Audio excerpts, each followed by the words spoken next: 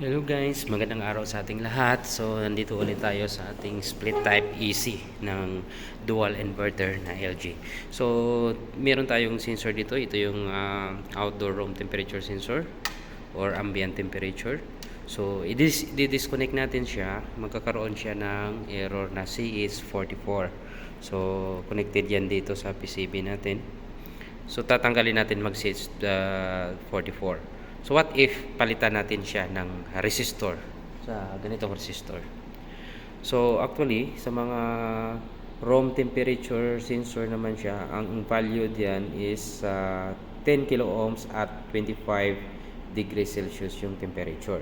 So what if palitan natin siya ng ganitong resistor which is brown, orange. So means 13 kilo ohms. So kung gagana ba yung system, gagana ba yung unit or hindi. So actual test tayo guys. So pandarin muna natin.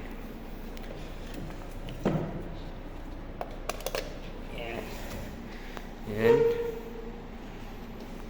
I-on na natin. Yan, naka-on na siya.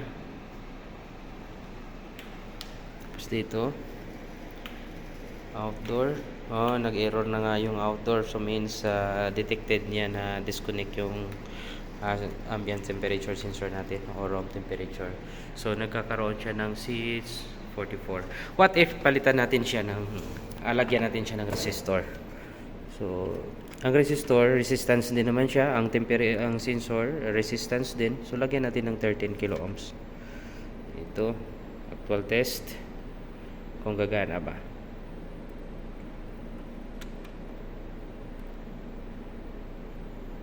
Ayun, na-detect niya.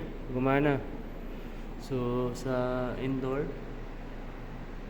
error pa rin siya. Tignan natin. Kasi gumagana na yung outdoor. Hindi na siya nag-error. Ayun, gumana. So, means, pag sira yung sensor nyo guys, alam na natin. So, kung room temperature sensor naman, pwede nyong lagyan ng 10 kilo ohms resistor. So, for testing purposes lang yan guys. Pero pwede naman yan sa pansamantagal. Kaso, yung resistor, steady resistance lang siya. Yung temperature, yung sensor naman, na it may vary siya. So, depending on the temperature or sa room temperature or outside temperature. So, confirm guys. So, naglagay tayo ng resistor sa LG inverter type. So, I hope so na pwede rin ito magagamit sa ibang brand. Kasi ibang brand sensor din ginagamit. 5 kilo ohms to 10 kilo ohms din ang mga sensors niyan. So, confirm, gagana yung ano natin, resistor lang ang nilagay. So, ayan. So, gumagana yung system. Ayan, mana hindi na siya nag-error. Pero pag tanggalin natin to, mag-error na naman yan siya. See? Tinanggal ko. Ayan, ito lang nilagay ko. So, tinanggal. So, nag-error din siya.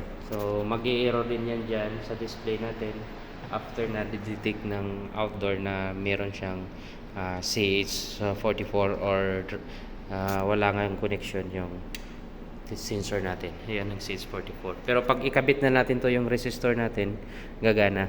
So, yan lang guys. Kung wala kayong mga resistor, temperature sensor dyan, pag ano naman siya, pag may resistor naman kayo, pwede nyong ikabitan ng resistor yan. Gumana na siya. So, ayan. Wala na siyang error. So, doon, mawawala din yung error. Yan.